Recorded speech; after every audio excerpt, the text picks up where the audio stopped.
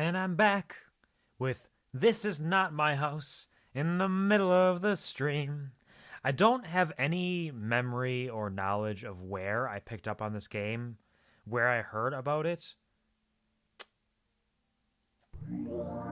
But it seems interesting. I'd like to see what it has in store for us. It's got a very unique aesthetic. This two-tone pixel art, very choppy, very dusty, I suppose you could say.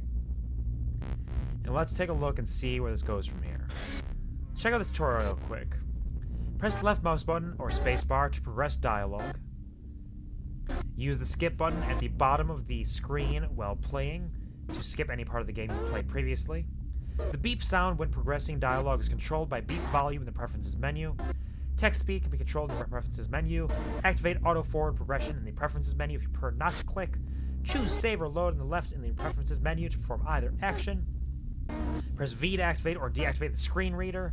Screen reader volume is affected by the beep volume in preferences. Sound effects volume can be controlled in the preferences menu. Music volume can be controlled. How is the volume, by the way? I don't know if this is particularly loud. It's got a very distorted, kind of disparate audioscape, soundscape here. So I don't want it to be uncomfortable or noisy for anybody. Let's check a peek at the preferences we got here. Full screen. Text speed, we can turn that up a little bit, at least. Auto forward time. This is chaos. This is all chaos. Alright.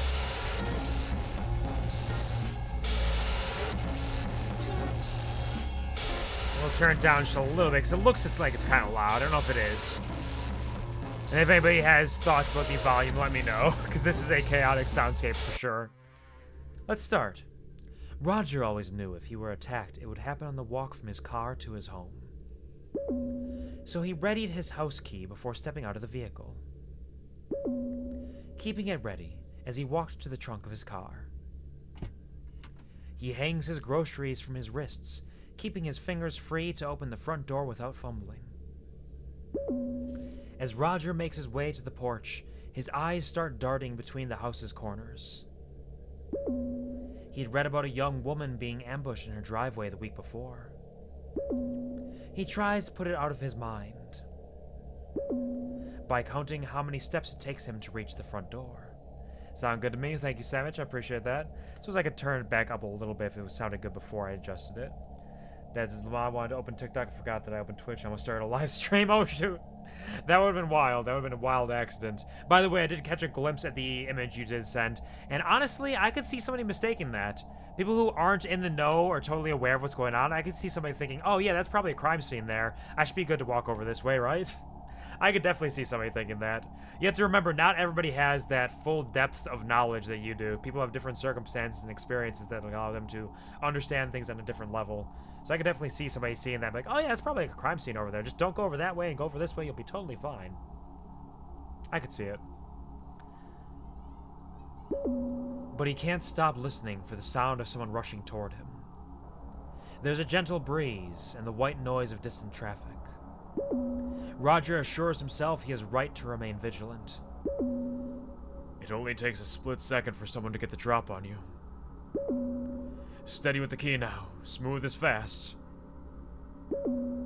Roger's key slides in on the first try. Too smart, I guess. I mean, that's a way you can take it for sure if you want to, but I would say you just have different experiences. I don't think it's an intelligence thing. Half the population is less aware than the average. And aware of different things, too. Like, people's levels of awareness, even if they have the same general level of awareness, will focus on different aspects of the world around them. Perspective is key, and perspective is reality for so many people in so many different ways. It won't turn? Roger removes his key and inspects it. It's engraved with a large H. Definitely the correct key. Roger tries the key again. Locked. Jammed. Broken, maybe? Roger takes a step away from the door and scans the area for suspicious persons. He sees no one. He releases his grasp on the key and leaves it in the lock. He drops his grocery bags on the porch. He He tries furiously to turn, pull, and push on the key and door handle every which way, without success. Roger hears something inside. A shadow passes by the window. It looks like someone's silhouette through the curtain. Roger pounds on the door. Open up this instant! The police are en route! The door unlocks from the inside. Can I help you? The homeowner. I love this game so far. We are like 5 seconds into the game, but the aesthetic of it, it's very creepy. It's telling its story in a way that really keeps you on edge with tension, and the sound effects are helping to build that as well. And this person's face, they are scary. They're a scary smile. I love this. This is great. Open the door. I'm kind of strict when it comes to being an NPC. I'm there to protect the base, so I'm going to do it even when it comes to someone just walking straight in. No, I understand that. You are there to do your job for sure. It's just whether the harshness of the repercussions from there and how you kind of follow through on that for sure. Like, you have a job to do. You can start by getting out of my house.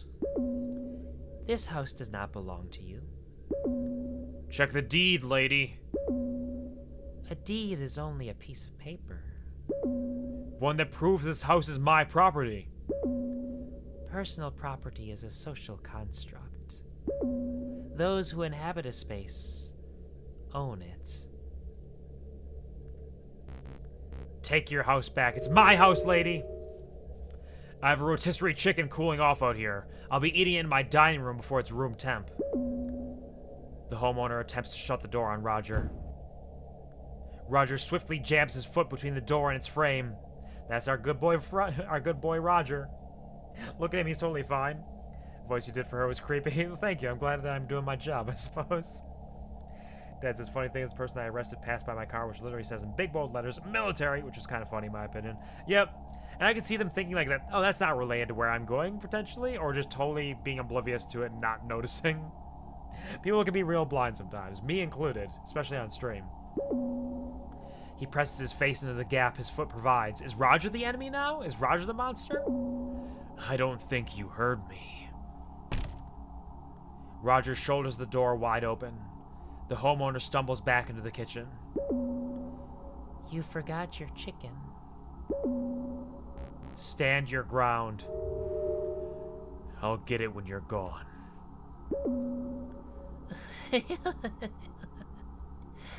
Be sure not to leave too often, Roger. I have a habit of roosting in unintended spaces. Roger hears a car start up right outside. He looks out the window to see what's going on. The homeowner waves from the driver's seat of his car and disappears down the road. That's a creepy little guy there waving his hands. That's his quick question, might be kind of weird. Have you had any paranormal encounters? I think we've talked about this on stream a couple times. I haven't had anything of any significance. The biggest thing I've had happen was a time when I was laying in my bed at my parents' house back in the day. I was probably about 12 to 14 years old. I don't know exactly. But I was laying in the bed trying to get to sleep, and I was struggling to sleep then, just like I do so often. So it's hard to say whether it was something that I fully experienced in reality or whether I was in that half-waking state where things kind of are hallucinatory. But I remember hearing somebody walking up the stairs to my room, kind of opening the door to my room. I heard the door kind of creaking and cracking. Heard some footsteps along the floor, along the carpeted floor, and I felt this pressure on my bed, like somebody was kind of like kneeling on the bed next to me. So, you know, like when somebody kneels, you kind of like, your body shifts a little bit towards that open pressure there. And feeling that, I kind of like opened my eyes and looked up, and the door was closed, and I heard the footsteps going down the stairs. And so I don't know if I was like hallucinating or if I remembered if anything actually happened there. But that's the closest experience I've had to anything sort of paranormal beyond just me imagining like, ooh, what if something spooky was down these stairs in the darkness when something happened here? That's the closest I've had. Yeah, told me that. Yeah. That's the one kind of experience I've had where something possibly may have happened. There was a time when I was younger and I was at a campgrounds on a field trip for school, and I remember seeing I don't know if I was making it up now at this time or if it was real or what happened there, because it felt like a story of some kind. It felt like a classic sort of like urban legend. It was the boy in the white t-shirt. I remember seeing him standing in the woods, like off in the distance as we were walking along this trail at night in the woods. And the only thing you could really make out was the white t-shirt because it kind of glowed in the moonlight. And it's just standing there, like off in between the trees. And I remember seeing that and just like freaking out and being like, is there somebody there? Do you guys see this? And I think I actually almost started crying, like to my friends who I was with. Like, there was the boy in the white t-shirt. I saw him out there. I saw him in the woods. And, like, we didn't see anything. There's nobody there. It's okay. It's nothing to worry about. And then for like the rest of that trip, I remember like watching the tree line and like looking out the window in the cabin, like trying to see if I could track him down again, because I swear the boy in the white t-shirt was out there waiting for me. And in hindsight now, I legitimately do not remember if I actually saw this or if I was making something up to be dramatic. It was so long ago and such a distinct memory without the details of how it began. I have no knowledge of whether it was real or whether I made that up on the fly, but that was the only other thing that I could really have where something may have happened there. It can't be. Roger whirls around. The homeowner is no longer in the kitchen. He proceeds to clear the house, room by room, until he is sure she's gone. So I think what just happened there was they said, you better be careful. They started up his car and took his car away? Wild. Sam says, the dollar store I used to work at had a ghost. He felt me up and laughed at me when I said nope when there was a noise in the back. That is such a strange series of events. That getting assaulted by a ghost is wild. Absolutely wild, but not necessarily uncommon, I suppose. But I'm glad you were able to stand your ground and say nope and get them out of there. Dad says, for me, I was walking up the stairs to my bedroom and see out the corner of my eye a woman in this white wedding dress come where the cooker is and walk up my front door. It was so real to that point, it was scary as hell. I remember hearing stories of similar, like, women in white dresses are such a commonly spoken about paranormal experience that it's like, is it a mass hallucination where we're all imagining this because like it is something that is locked in our brains, it's something that is vaguely horrific, and there's so many bits of it kind of living in the world that remind us of it? Or is there just a series of events where these entities exist in like large quantities, so people are going to experience them? It's hard to say. It's such a strange thing. So many people have seen that. Roger spent the next few days gathering up every trace of the homeowner's presence and passed it on to the authorities. Doilies, table runners, oiled drape runners, candles. It seemed like she had lived there for years, leaving things in odd places only someone familiar with the space would. It took Roger an additional half day just to rearrange the furniture. Thankfully, she hadn't moved in her own. Then, there was nothing left for Roger to do, except his grocery shopping. He decided to have his groceries delivered by a boy from the neighborhood for a while. He didn't want to leave the house alone. He started to feel silly about it after a few weeks passed. Police couldn't locate his missing car. He bought a junker so he could handle his errands around town. Roger didn't notice the walk from his car to his house anymore.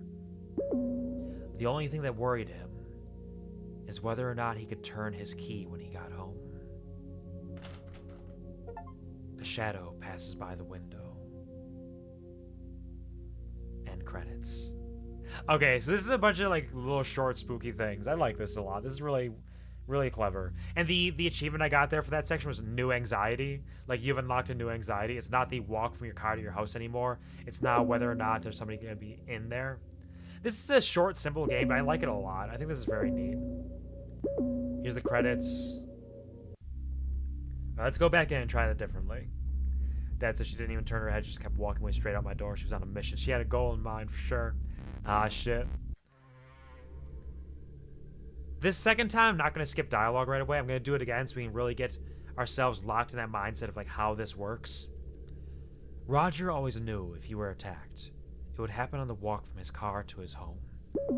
So he readied his house key before stepping out of the vehicle, keeping it ready as he walked to the trunk of his car. He hangs his groceries from his wrists, keeping his fingers free to open the front door without fumbling. As Roger makes his way to the porch, his eyes start darting between the house's corners. He'd read about a young woman being ambushed in her driveway the week before. He tries to put it out of his mind. by counting how many steps it takes him to reach his front door. But he can't stop listening for the sound of someone rushing toward him. There's a gentle breeze and the white noise of distant traffic. Roger assures himself he is right to remain vigilant. It only takes a split second for someone to get the drop on you. Steady with the key now, smooth as fast. Roger's key slides in on the first try. It won't turn. Roger removes his key and inspects it. It's engraved with a large H, definitely the correct key. Roger tries the key again. Locked. Jammed. Broken, maybe? Roger takes a step away from the door and scans the area for suspicious persons. He sees no one. He releases his grasp on the key and leaves it in the lock. He drops his grocery bags on the porch. He tries furiously to turn, pull, and push on the key and door handle every which way, without success. Roger hears something inside. A shadow passes by the window. It looks like someone's silhouette through the curtain. Roger pounds on the door. Open up this instant! The police are en route! The door unlocks from the inside. Wait, did she change the locks? She changed the locks and set up her life in there. Not furniture, but little like bits and pieces, like in all the nooks and crannies, is what we learned in the last ending. Can I help you? You can start by getting out of my house. This house does not belong to you. Check the deed, lady. A deed is only a piece of paper. One that proves this house is my property. Personal property is a social construct. Those who inhabit a space own it. Take your house back. I have a rotisserie chicken cooling off out here. I'll be eating it in my dining room before it's room temp. The homeowner attempts to shut the door on Roger. Roger swiftly jams his foot between the door and its frame. He presses his face into the gap his foot provides. I don't think you heard me. Roger shoulders the door wide open. The homeowner stumbles back into the kitchen. This does such an excellent job of this, like, messy, choppy pixel art with a two-tone style. Like, this person does not look normal. There's something about their face that is not right. Something about their head shape that is not right. Something about the way they stand in the center of the room that is not okay. Beautiful horror. You forgot your chicken. Get the chicken. I can't leave that outside. Roger turns around to collect his groceries. He sees someone, analogous to the homeowner, devouring his rotisserie chicken. The homeowner behind Roger grabs a paring knife. The homeowner clamps a hand over Roger's mouth and shoves the blade into his back.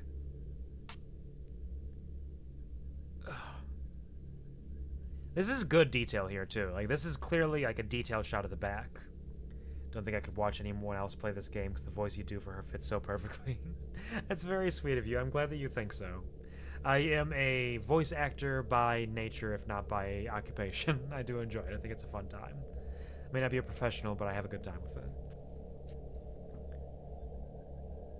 Oh. Oh, she is continuously stabbing him. She is going in. Oh, Roger, no!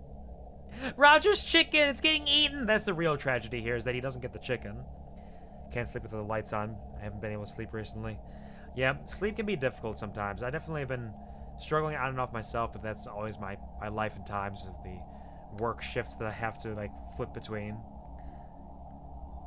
But I hope you're able to get some good sleep with the lights on or not, whatever works for you. Oh, she is going to town on him. Roger tries to bite the homeowner and break free. Her hand remains firmly clamped over his mouth. He can taste the tang of her blood with an unexpected acidity. The homeowner gently lowers Roger to the floor. Roger tries to get up, but grows weaker as blood pumps through his heart and out his back. The The homeowner keeps him pinned to the floor and presses down to strain his breathing. So there's two homeowners. One of them is out here with my groceries. One of them is pulling him to the floor here. I like that I do like that it's not detailed enough. Like, it's just detailed enough you can tell what's going on, but it's just off enough that it's not right, and it's spooky. It's creepy, and it fills in the blanks in your mind. Could be a demon disguised as a human. It could be. There's definitely something not right with her. Something not normal. Cindy Shake has returned with a new username. Hello, Rariz. Have you changed your username? Is that what it is? Well, how would you like me to call you now with your Rariz? Would you like me to keep calling you Cindy, or do you want me to call you Rari? You want me to call you Easy E? Welcome back, Cindy, or whoever you are now. Welcome back, welcome back, welcome back.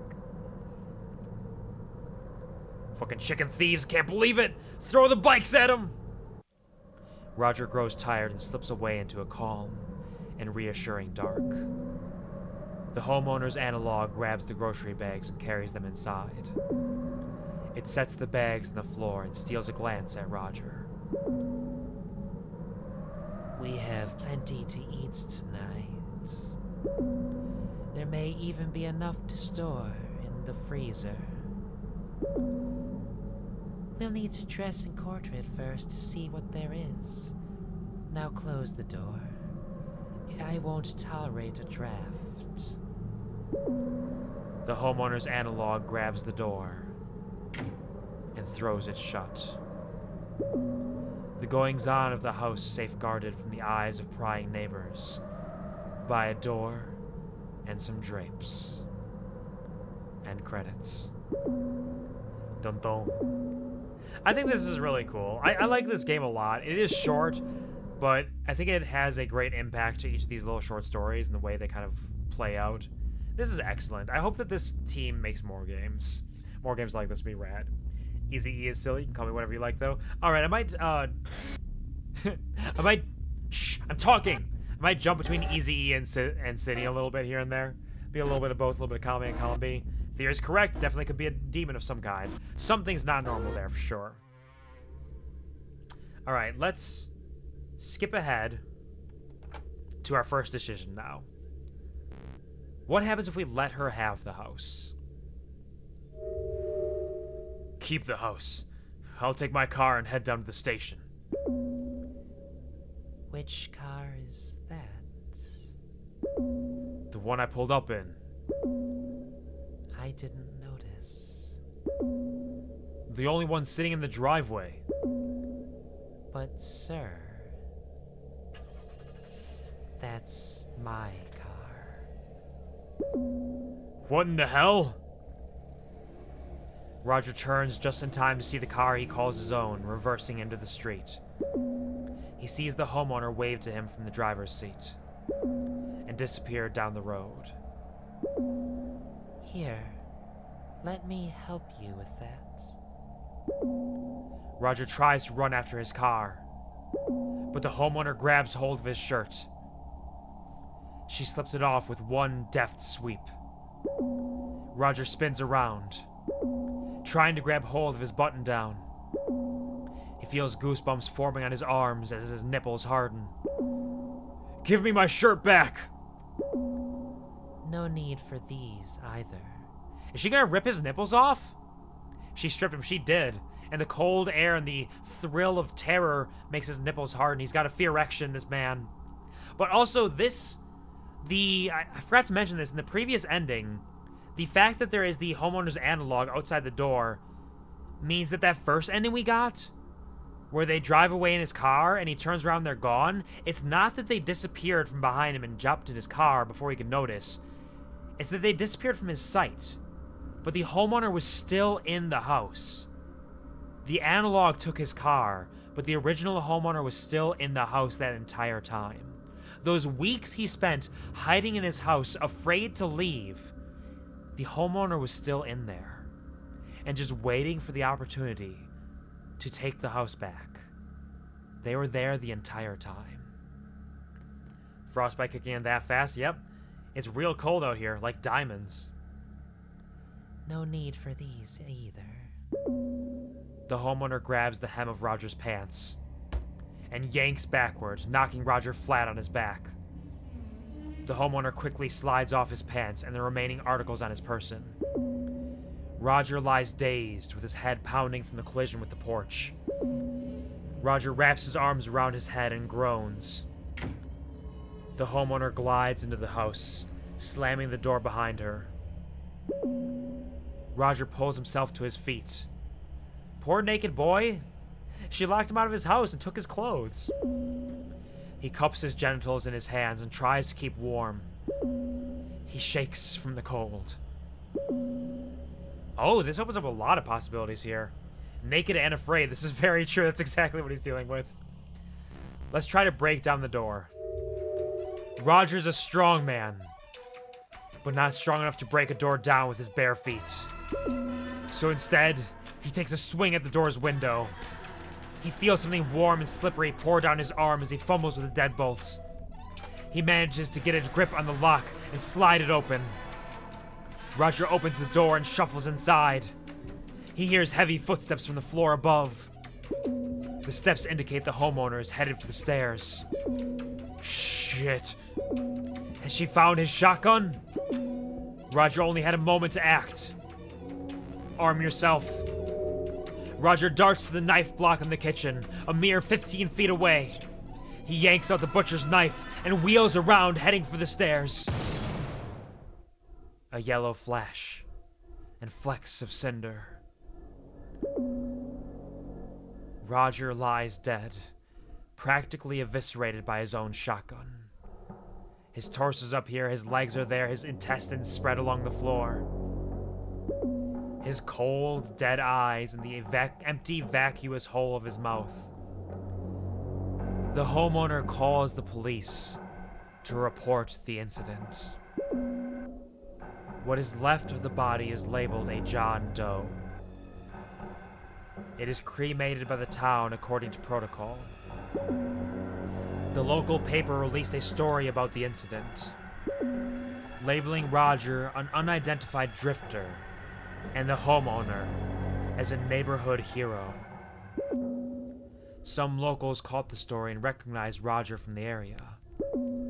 A correction was printed, but it portrayed Roger as an unstable addict to account for his state of undress and violent behavior. Local officers used Roger as a cautionary tale at school assemblies to display the dangers associated with drug abuse. The homeowner was heralded throughout the state as an example of a homeowner who defended themselves when police were nowhere in sight. She was paid handsomely to act as the keynote speaker for a variety of clubs and events over the next few years. End credits. And the achievement we got was fake news. So they really just confidently claimed that they broke into their home. They are the homeowner and he was the infiltrator. And the world believed them because Roger did not make an impact on many people. Many people saw him around but didn't know who he was. He didn't have any friends or family around here. And so the homeowner won. Let's see what happens next. If we skip ahead, and we let her have the house. We skip ahead again, and we break down the door. We skip ahead again, and we hide and ambush. Roger wasn't sure he could make it to the kitchen and back before the homeowner reached him. He presses himself against the corner wall by the bottom of the staircase. Naked and afraid, but confident and determined all the same, hoping he will remain out of sight. The homeowner's heavy footfall makes it easy to follow her movements. It's kind of funny they use single pixels for his belly button and nipples so you know he's naked. Oh, listen to that music. The voices in the song. This is spooky. The homeowner's heavy footfall make it easy to follow her movements. Roger sees the barrel of his shotgun slide through the entryway. He grabs hold of it and rushes around the corner. The homeowner falls back on the stairs. Roger yanks the gun away from her with his good hand. The homeowner stares at Roger and tries to sit up. This is not the face of somebody with patience or forgiveness in mind. Roger brings the butt of the shotgun down on her face. He presses down, grinding and twisting it into her. Her smile peeks out at him from around the gun's stock. She reaches for the trigger. Roger pulls the gun away and brings it down on her face again. He does it again, and again, and again. Relentlessly fragmenting and distorting her features into a puddle. He was satisfied when he could no longer see her eyes. And still that smile sits on her face, looking at you. The police arrived shortly after. A neighbor called 20 minutes earlier due to the sound of breaking glass, followed by repeated muffled blows. As Roger and his defense team could not adequately explain the circumstances leading to him viciously beating an unarmed woman to death in his home. A woman police were never able to identify due to excessive facial and dental trauma, missing fingerprints, and a lack of documentation. The jury found Roger Cormack guilty of first-degree homicide. The prosecution was able to convince them Roger had kidnapped the woman and killed her when she attempted to escape his home. Roger now inhabits a cell on death row, awaiting lethal injection. End credits. And we got the death row achievement. What if this whole thing is a norm in the town, though? It could be, because the fact, like, the cremation thing is mentioned as a norm, or, like, the standard town tradition, there could be some aspect of this that is the town rising up to fight back against Roger, or the town just being a weird place on its own. Like, is Roger's anxieties about somebody attacking him on his way from his car to his home just some ridiculous, outlandish fear? Or is that predicated in some historical precedent from the town or from his life? Because he said there was a story he heard in the news about some lady being attacked on her way from her car to her home. So it happens near there. Is that normal? Let's continue. We're going to skip ahead again. We're going to let her have the house. Skip ahead again. She has torn off our clothes. We have broken down the door. That didn't work out well for us. Let's wait her out now and see where she goes from here. Roger was not one to bully others, he says, having his clothes stripped from him by some lady who has stolen his home, or be bullied himself. He stood resolutely on his porch, like any respectable citizen would. He spent the first few hours hollering and pounding on his own front door. As it grew late and cold, Roger began to lose feeling in his extremities. His pounding became limp and inconsistent, and his hollers turned to hoarse whispers. He became warm and a bit drowsy. Roger reasoned it was best to get some rest and resume his valiant opposition in the morning. Morning did not come for Roger. He sat on the porch, curled up and nestled his head against the front door. It was the comfiest and the sleepiest Roger had ever been. The homeowner discovered Roger at dawn and called the police. Cause of death was determined to be hypothermia. He was tagged as a John Doe and placed in a morgue to await cremation. Roger's final moments were warm, and he was not afraid. End credits. Achievement, hypothermia. I have to say, the art style of this game is really great. Like, it's so simple, but they do such a great job of translating these images into this fragmented pixel art style where you can see everything they want you to see. Like, these are his feet. These are his toes. His toesies burning up in the flames. It's beautiful. This game is so cool.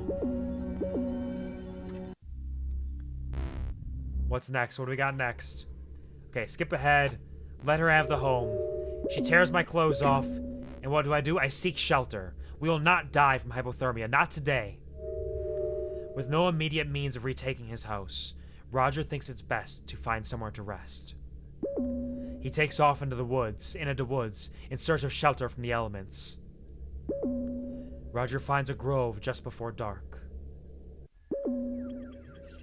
At its center stands an immense hollow tree.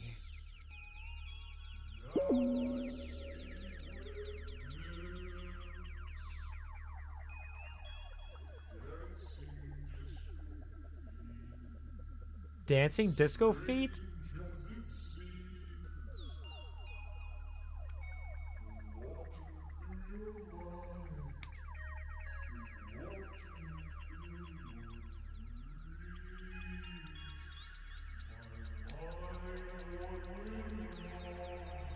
The soundtrack to this game is so good. This is so fucked up. God, this game is so cool. The sound design, the soundtrack, the visuals, the storytelling. It's so simple, but so intensely effective. Roger crawls inside and huddles against its bark for warmth. It protects him from the biting wind outside. As he settles into a comfortable position, his breathing slows and he drifts off to sleep. He wakes the next morning to terrible hunger pangs. He crawls out of the tree and onto the dewy forest floor. He scrounges around looking for food. He happens upon a large growth of mushrooms. Well, we're obviously gonna eat the mushrooms. Oh, chompy noises! And the music is fun! We're having fun now! We're having a good time! Eating our mushrooms! Let's go! Roger consumes the mushrooms with a desperate ferocity.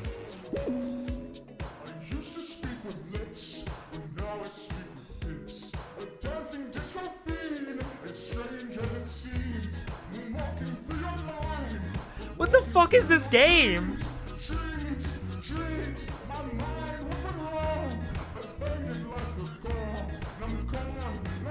Let's go! Fuck yeah!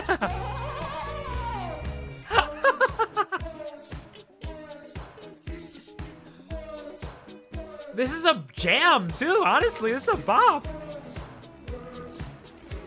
We got to eat the mushrooms.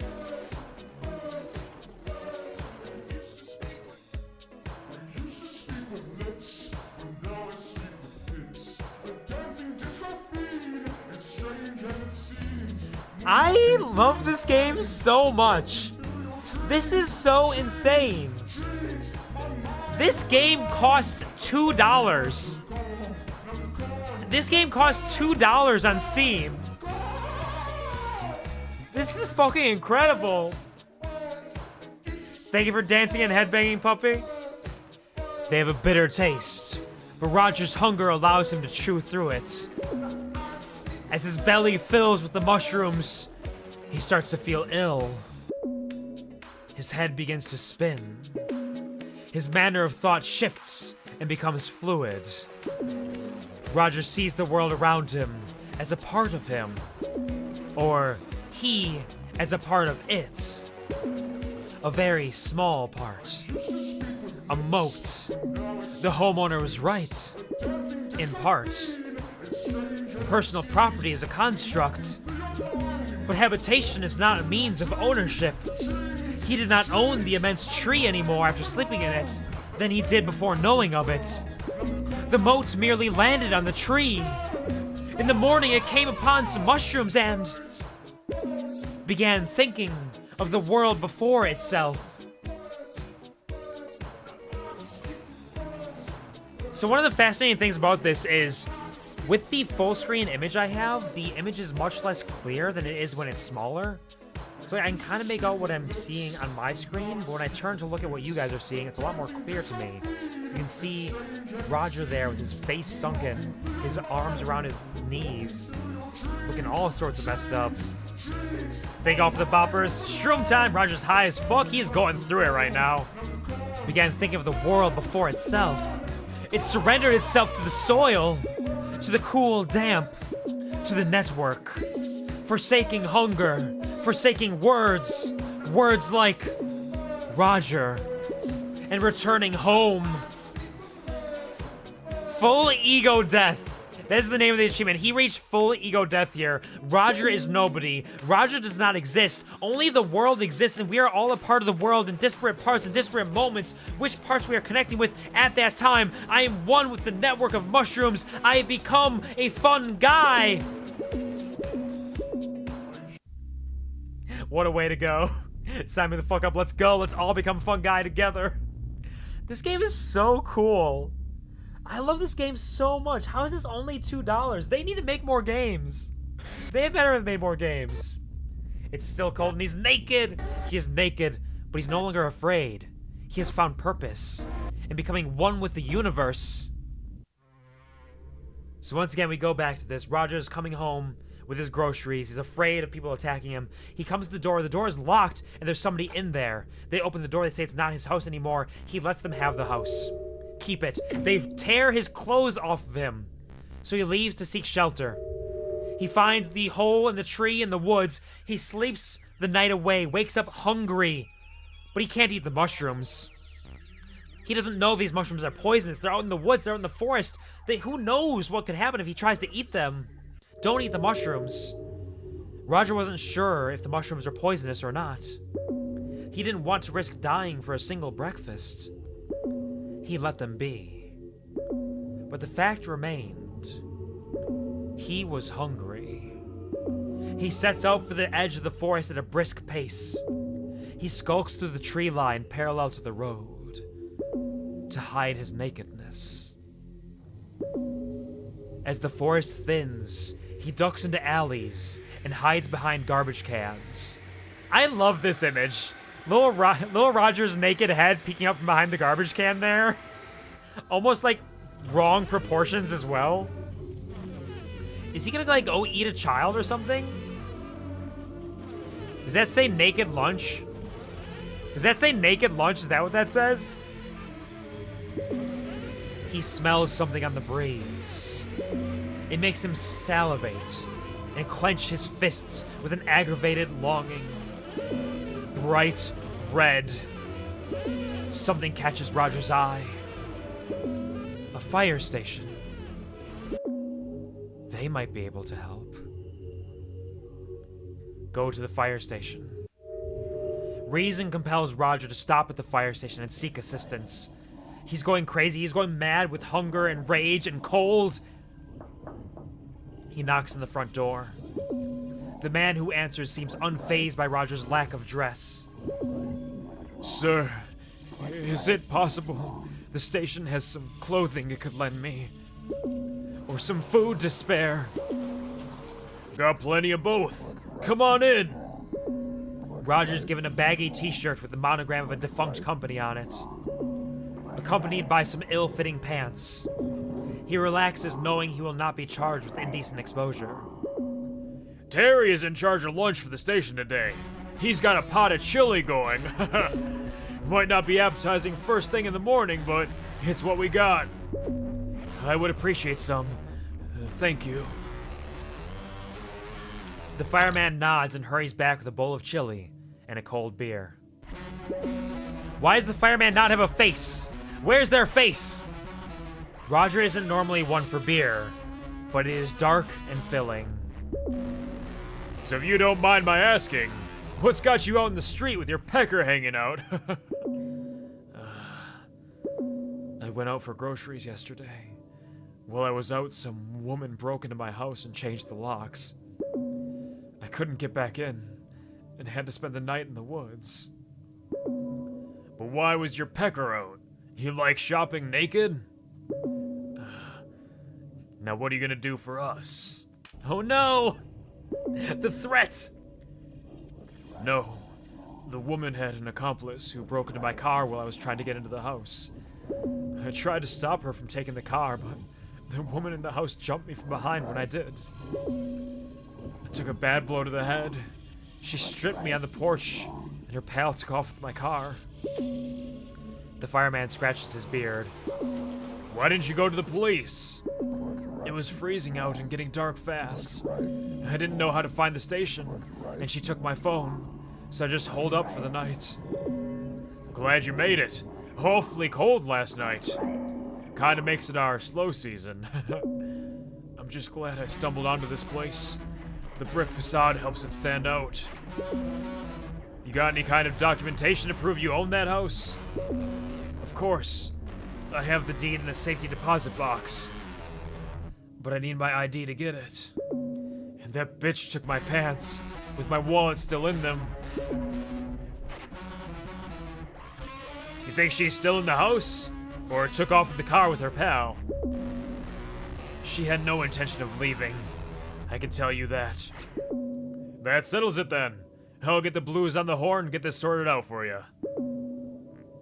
The fireman lumbers over to a phone on the far wall. A wave of relief washes over Roger, knowing a civil servant is assisting him. Still, the fireman's reaction to Roger's story troubles him. He doesn't want the fireman thinking of him as a crazy old man. Worse still, Roger worries he is a crazy old man and just doesn't know it yet. A part of him hopes the woman is still in his house to prove to himself that what he thinks happened really happened. What's wrong, what's right? Got this crazy naked guy here. Come pick him up, please. He's eating all our chili. When police arrive at Roger's residence, they find the homeowner barricaded inside the upstairs bedroom. Raving that the house is hers, she's been there all her life. It's her childhood home. She demands the police get a warrant to search the premises, but she is unable to provide personal ID or proof of residence. Bearing no legal claim to the property, she cannot refuse them entry. They are unable to locate Roger's wallet, believing the homeowner has destroyed it. Roger's social security card and birth certificate are recovered from the premises, which he uses to acquire the deed from his safety deposit box. With the proper paperwork secured and presented to the authorities, Roger is permitted entry to his home. The homeowner is taken into police custody. Roger spent the next several years checking in on the homeowner, and she was transferred between a variety of state mental institutions. He eventually lost track of her in the system. Hold on, does this just say shed? Does this just say shed on it? He's got a big old shed over here that says shed on it in big letters? That's kind of funny. He nearly forgot about her altogether until his car was recovered. It was unearthed at a site in Nevada where BlackRock was breaking ground in the construction of a new housing complex. Roger put the car out of his mind. He didn't allow himself to worry about the homeowner. He kept his shotgun at his bedside and slept easy. End credits. We got the achievement Civil Service. Alright, so we won. That is our good ending there. That's the one ending that is, in theory, good. We don't know exactly if it's going to end good. Let's go back. Into the house, doors locked. Let her have the house. It is hers now. She takes my clothes. Let's seek shelter. We must run away. Don't eat the mushrooms. They might be poisonous. Oh, the fire station could help, but I need food. Let's follow the scent of the food. Roger's hunger takes hold of him. It demands satisfaction. So he follows the scent in the air. He finds his way to the nearby Ultra store. The welcomer at the door barely notices him, distracted by a handheld gaming device. Roger wanders the vacant halls of the store until he finds men's clothing. Butt-ass naked, he grabs a simple outfit, a pair of socks, and some sneakers. Then heads straight for the ready-made meals by the self-checkout. Piping hot pizzas for breakfast. Roger grabs one of the boxes and takes a seat on the floor in front of the display. He uses the box as a plate and chows down on the warm treat. He looks so horrific there with his vacant eyes like that. His loose, baggy shirt. The slice of pizza. Pizza time! A bit sleepy, but satisfied, Roger takes a moment to think. With some warm clothes and a full stomach, the answer strikes him almost immediately. Roger shuffles out of the store, leaving discarded pizza boxes and tags in his wake. He makes his way to the ATM outside the store's entrance. Insert arm into automaton orifice? I'm sorry, what? What is this world we're living in? What is this world building? Roger reads the display and looks down. He sees the ATM's orifice. Why does the ATM have an orifice? Why is it so big like that? Why am I staring into the void? He slides his arm inside. It is cold, pulsating. Roger looks up at the display. Enter PIN. His fingers grope around inside the orifice for the keypad.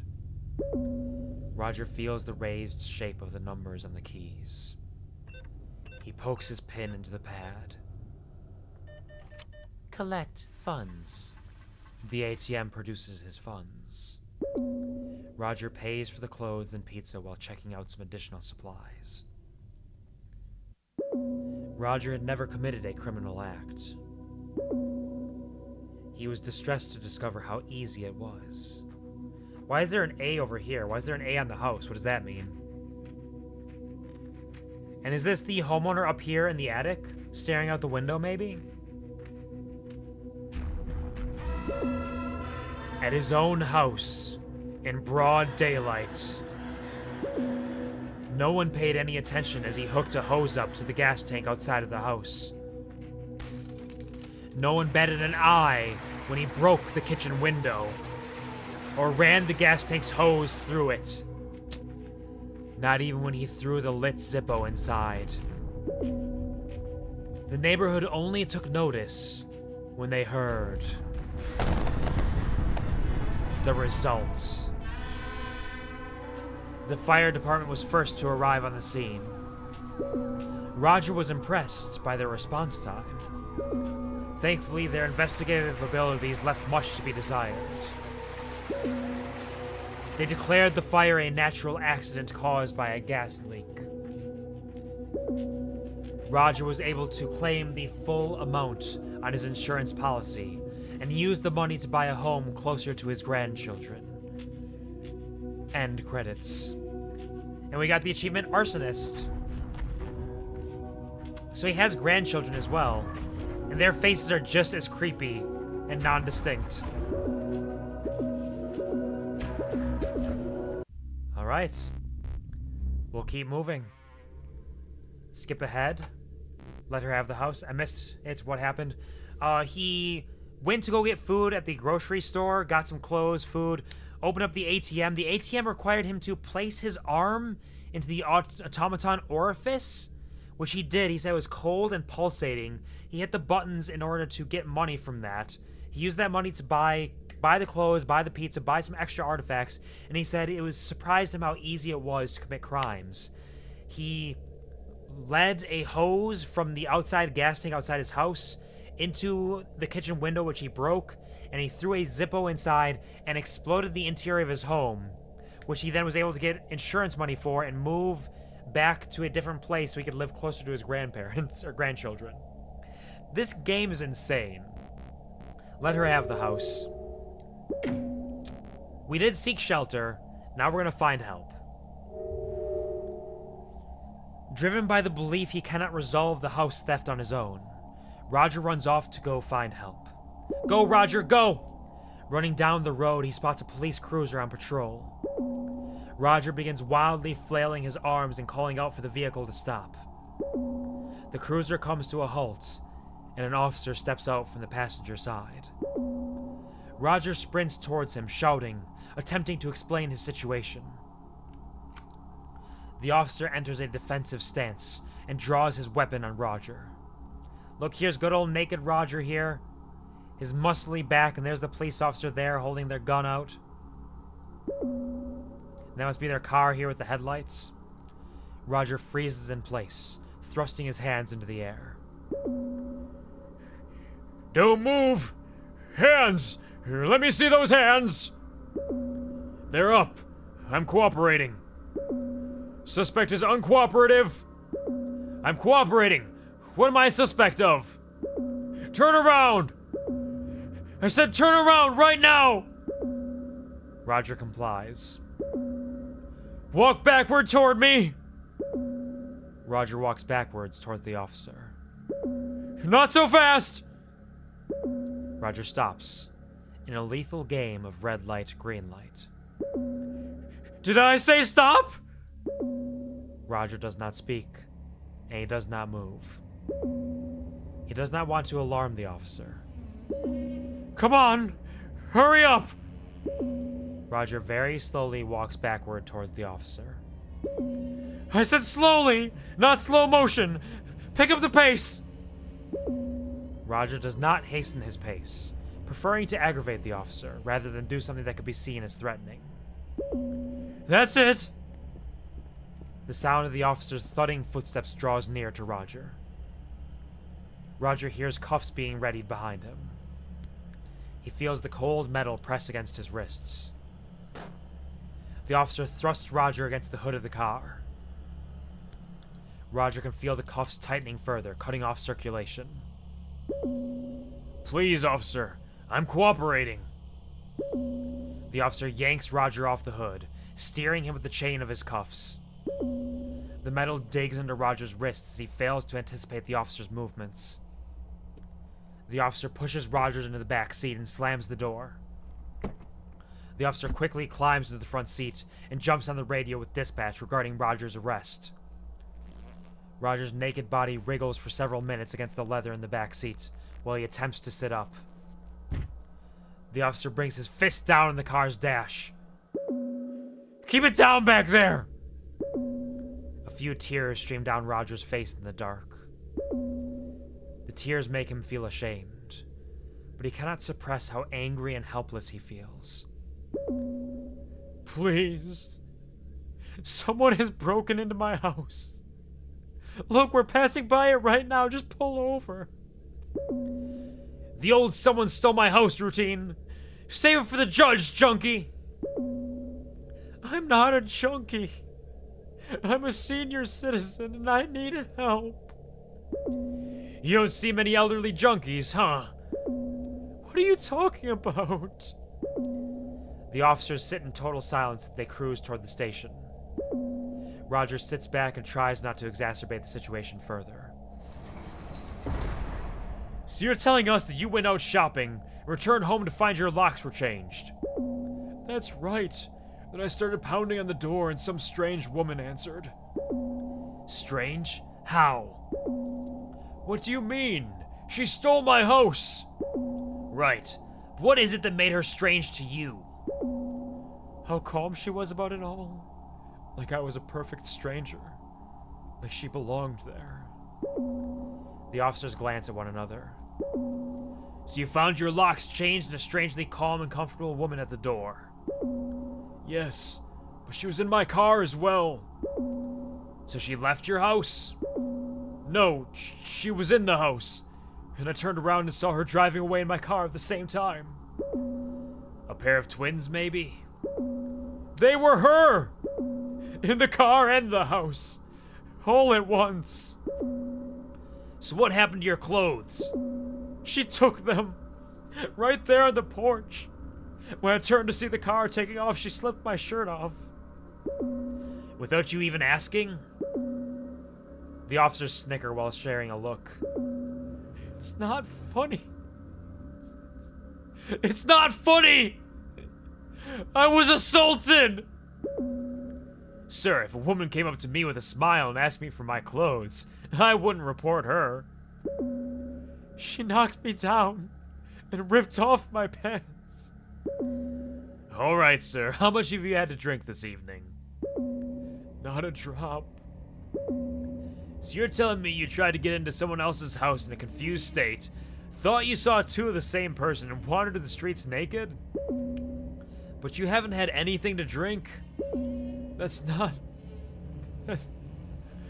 what I said. That isn't how it happened. You've already given your statement. All I need to know is how much you were drinking. They're not listening. They're not going to pay attention. Let's confess to drunkenness. Maybe it'll make it easier.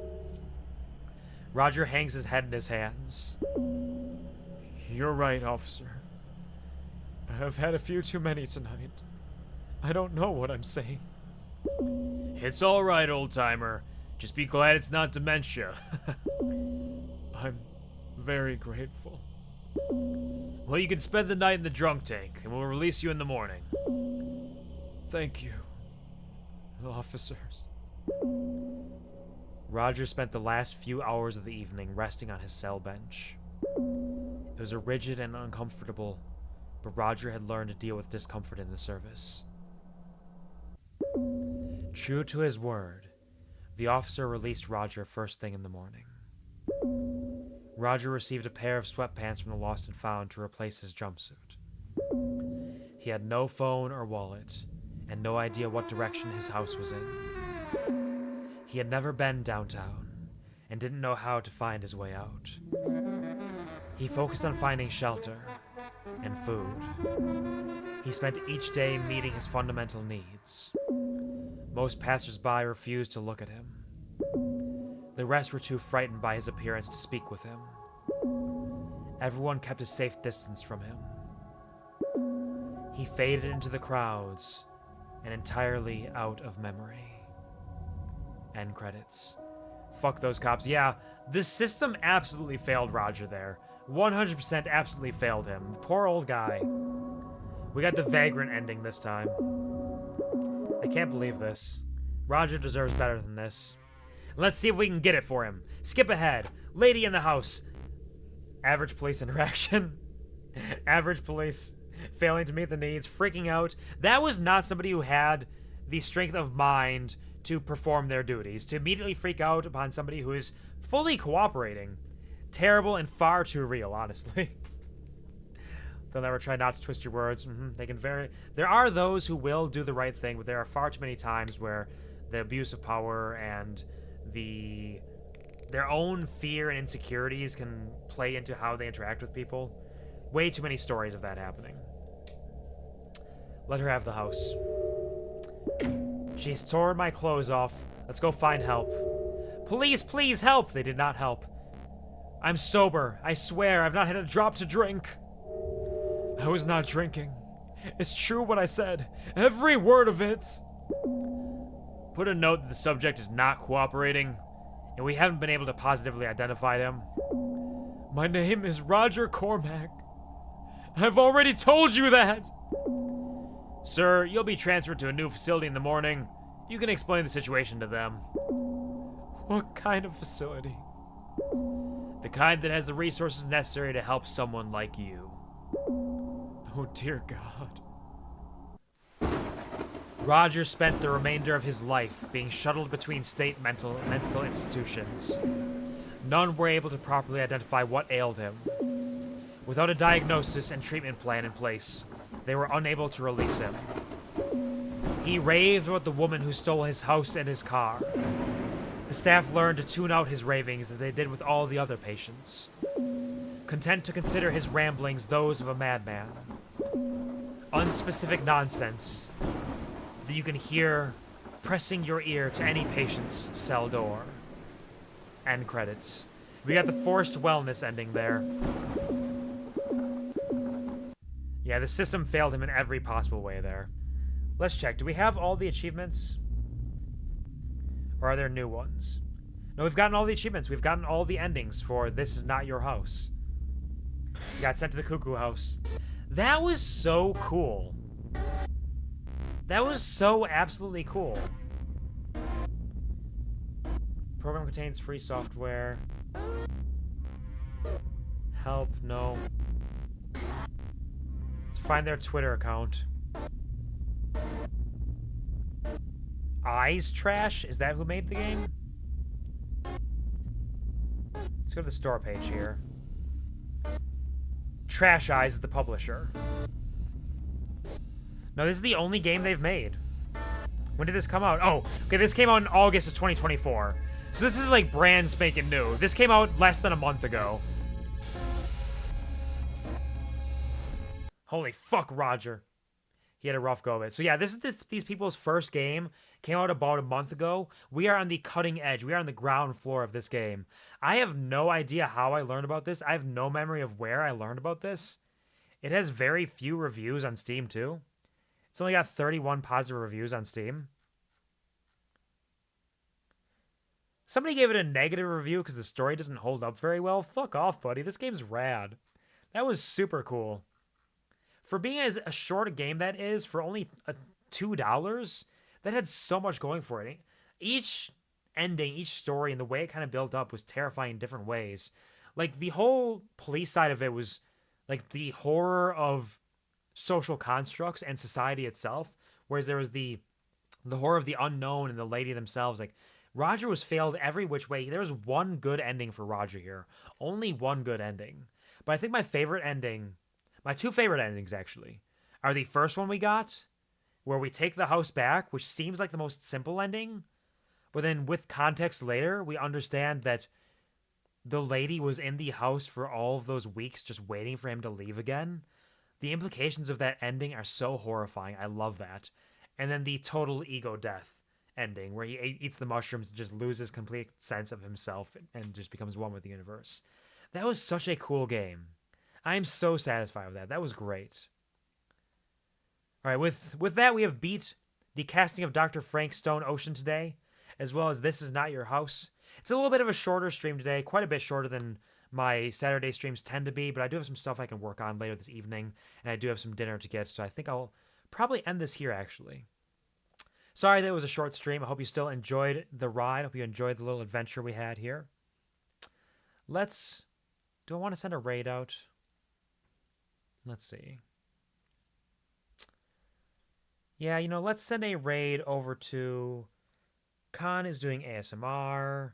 Sugi is playing Kingdom Hearts. Sabo's playing Satisfactory.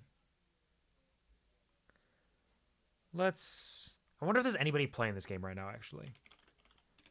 It has 0 followers on Twitch. I am the only person playing this game right now. I am the only one.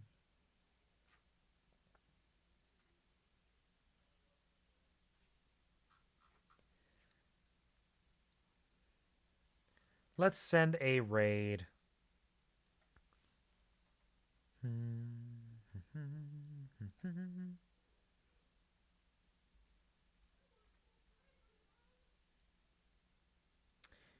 It's not often that I'm streaming when Sugi's streaming. It's been a while since I've stopped by one of her streams and really hung out for a little bit. I'm not going to be hanging out too long here because I got things to do. Why don't we send a raid over to Sugi and say how she is doing, see how she's holding up. Kingdom Hearts I love as well. I think Kingdom Hearts is absolutely fantastic times. I think this will be a little fun experience for everybody. 34 views, what did you expect? Yeah, I know. I know. But it's really neat. Here is the raid. That's not the raid command. Here is the raid command. If you do not have my subs, here's the raid command. If you do have my subs, we're going to send some love over to Sugi. We're going to say, hey, hi, hello there. And we're going to see how she's doing in Kingdom Hearts, see how she's enjoying that game. It's been a while since I've been able to stop by to a Sugi stream. Thank you to everybody who stopped by and say hi, even just for a moment, or those of you who stuck around for a while. I hope I could provide you with some kind of a smile. I hope you enjoyed our little adventure with the Dead by Daylight, as well as this really neat game here with a fantastic soundtrack. Thank you to the lurkers. You are my lifeblood. I would not be who I am, where I am, if it weren't for you being here with me. Thank you so much. With that being said, we'll be back next week, Saturday, and maybe Sunday. We'll see. I got some things coming up. I got work on night shift, so I won't probably be streaming during the week.